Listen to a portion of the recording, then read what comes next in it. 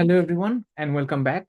Buckle up because today we are going to be venturing beyond the firewalls and deep into human mind.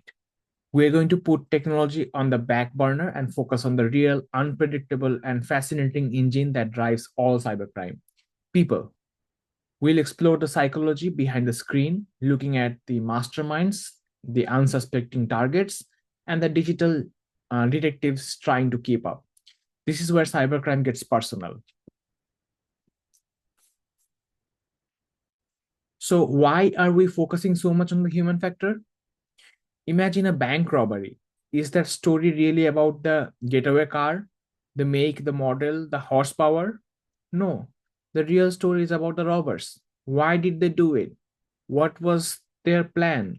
How did they convince the driver to get on board?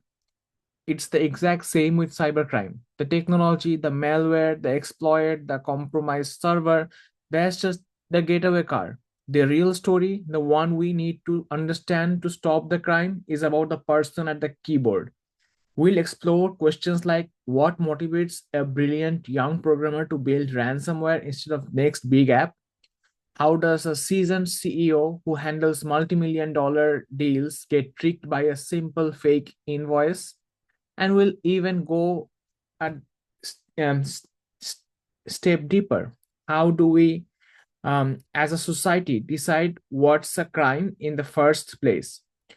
Laws aren't scientific facts, they are human agreements. Understanding these human elements is the key to unlocking the entire puzzle of a cybercrime.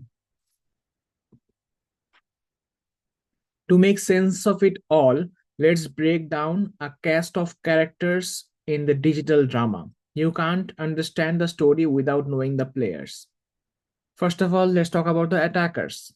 These are the masterminds, the con artists, the digital pickpockets. They range from bored teenagers in their basements looking for bragging rights to sophisticated state sponsored espionage groups that global organization or organized crime syndicates that operate like Fortune 500 companies.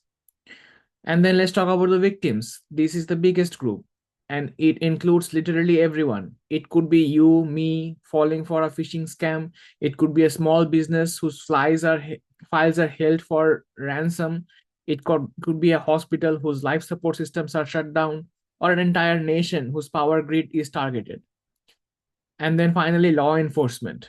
These are the digital detectives. They're trying to piece together clues from data scattered across the globe, navigating complex legal systems, and trying to unmask criminals who are hiding behind layers of anonymity.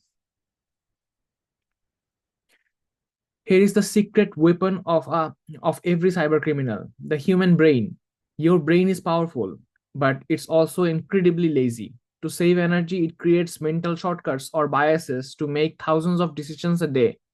Cybercriminals know this and they exploit this shortcut ruthlessly. Let's talk framing. In a famous tech support scam, fraudsters don't just say your computer has a problem. They use pop up and blaring alarm and a message that says critical security alert. Your financial data is being stolen. They frame it as a catastrophic ongoing event to provoke panic, not thought. Then there's loss aversion. We hate losing things way more than we enjoy gaining them.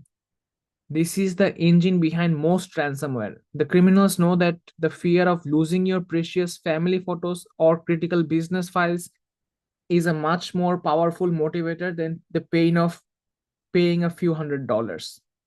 And my favorite, the status quo bias. We love the different option. That's why so many people never change the factory set password. I mean, we love default options. So we never change the factory set password on our home Wi-Fi router or our security cameras. In 2016, a massive Mirai botnet attack took down a huge part of the internet. How? It was stunningly simple. A malware just scanned the internet of devices that were still using their default factory set passwords like admin and password and turned them into a giant zombie army. Now let's get personal. Personality traits are a huge piece of the puzzle. On the dark side, criminologists often talk about the dark triad, three personality traits that are a recipe for trouble. First of all is, I don't know how to pronounce this, Machiavellianism or Villainism. This is a master. This is the master manipulator. Think of the masterminds behind large-scale business email compromise scams or BEC scams. They don't just send one email. They spend months studying the company's hierarchy, learning who the CEO trusts, mimicking their language, and then the perfect moment, sending a perfect crafted email to the CFO, say, I need you to wire some amount of money for a secret acquisition. Be discreet. That's the pure manipulation. I'll just share one story of my personal experience. So this was back when I was a student. I went for an internship. I joined an remote internship position for a software engineer. I was working there, and I had so basically, long story short, hackers or our company information was basically leaked. So they knew who we worked with, which software engineer reports to who is their boss, and who they report to. So I had this CEO of my company who was in communication with me for some task. He directly talked with me, and we worked together on different things. He used to be a software engineer at some point, so he knows how the tips and tricks works. So he was way more involved than normal CEO does in that company. So long story short, one Friday I got an message in my WhatsApp. It says, "Hey, this is." He said his name. I'm that person, and the message tone was completely like how he usually sends his messages towards us. So the message was very simple. Hey, Ward. I just wanted to quickly check on with you. I really needed something. So can you go to Apple Store or nearby any store where you can buy Apple wallet, like Apple gift cards, and send it to me right away. I will reimburse you very soon. So it almost looks like the tone of this message is him, but the story is, or why would a CEO ask um, gift card to me? And basically, through the conversation, it felt like whoever the hacker was knows my name, knows my CEO's name, knows how we talk. So everything was like business as usual. But the only catch was like it was showing urgency, and it was giving me like, hey, you need to give me this money quickly. I will give it back to you. So, but the number that the text message came from through the WhatsApp was not the CEO's number. Um, I do have official Slack channel where normally he communicates. So I sent him a text. Hey Harsh, did you send me this WhatsApp messages? If it was you, I'm going out. I'm gonna do this for you, but just making sure I'm talking to the right person. And then he said, no, don't send anything. This was not me. Our information has been leaked. Some other employees also got this similar kind of requests, and I'm asking everyone not to respond to these messages and whatnot. So yeah, so this is one example of uh, how I was a victim, but not victim. Actually, I was smart enough to know that this is not true, or this is not how things happen. So yeah, that's one example. Another example recently happened last week or maybe a week before. As you know, at University of Minnesota Brookstone, our year happens fall to fall. So during fall, early fall, we have as an employee, we get emails from the university saying, hey, this is the employee raise that we are giving you guys. This is your next payment, paycheck will look like and whatnot. So a similar kind of email came to me like, this is your if you click on this link, it will take you to your next paycheck, how much increment or whatever you're getting next from this year, what is the contract that you are hired back on. So this kind of email is expected, like we expect these emails at least once each year. So it was around this time I got that email. I clicked on the link. It took me to a Google form where it says you need to sign in with your University of Minnesota Crookstone email ID and password. But that was it. I was like, if you in the form was set up like this, if you enter your email address and password, it will show you your information. But to me, the first shocking news was Google form is not how you authenticate a user into a system. So that's one thing. If I submit my information into Google form, someone is going to know what my email address and password is right away. That's one thing. Second thing, Crookstone or University of Minnesota uses another kind of authentication system. It doesn't look like that. So that's my second guess. I went back to the email and checked where did this email came from. It came from a gmail.com. Whenever this company emails comes from, they come from the at umn.edu or something like this. So definitely not a valid email address, or this is a scam going on. If anyone or any employee puts in their information like username and password, they get access to everything in the system. So yeah, just wanted to share this um, hacking things that are happening on a regular basis, and we are being victim of it. I was smart enough to know these are hacking mechanisms or social engineering that they're trying to get information out of me, but not everyone is aware of that, and many people fall for these traps. So, okay, next we are talking about Machiavellianism or Machiavellianism. I don't know how to pronounce this correctly. Then let's talk about narcissism. This is about ego and sense of entitlement. This often drives the hacktivist or gray hat hackers who believe they are smarter than big corporations and are entitled to expose their secrets. A classic example is Kevin Mitnick, who is in his early days was one of the FBI's most wanted computer criminals, driven not just by what he could get, but by the thrill of the challenge and the fame that came with outsmarting the system. And last is psychopathy. This is the scariest one. A complete lack of empathy.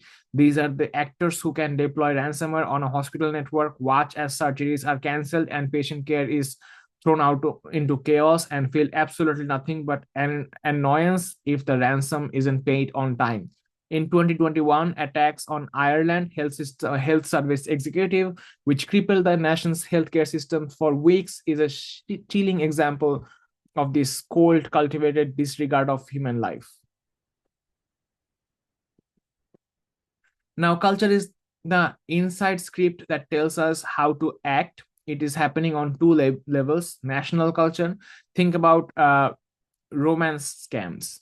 They are incredibly effective globally, but they might be tailored differently based on culture. A scammer targeting someone in a culture that places a high emphasis on family might invent a story about needing money for a sick relative, while a scam targeting someone in more individualistic culture might focus on a story about a personal business venture that needs funding. Then organizational culture. This is a game changer. Imagine two companies get hit with the same phishing attack. At company A, there's a culture of fear. The employees who clicked the link is terrified of getting fired, so they say nothing. The malware spreads for weeks undetected. At company B, there's a culture of resilience. The employee immediately reports it, saying, I think I messed up. The security team isolates the computer in minutes, thanks the employee for the quick report, and company avoids a disaster. Same threat, totally different outcomes. So all because of culture. This brings us to the most powerful defense mechanism on planet: a well-trained, engaged group of people, the human firewall. A company can build digital walls to the sky, but it means nothing if someone on the inside opens a front page. The 2011 breach of RSA, one of the world's top security companies, is the perfect example. The breach didn't happen because of a flaw in their world-class encryption. It happened because an employee in HR opened a simple email with an Excel file attached titled 2011 recruitment plan. It was a spear phishing attack. That one click by one employee at a security giant led to the compromise of the super secure ID tokens, affecting millions of users worldwide. It provides that technology. It proves that technology alone is never enough. So what's the conclusion? It's not just or what's the solution? It's not just making people aware. Awareness is knowing a fire extinguisher exists. Behavior change is knowing how to grab it, pull the pin, and put out the fire without panicking. That's what good security training does. It's not about watching a boring video once a year. It's about building muscle memory. It's about practicing what to do when you see a suspicious email so that your reaction becomes authentic or automatic. The goal is to make security actions like using a password manager or reporting a weird text message as ingrained and effortless as putting on your seatbelt.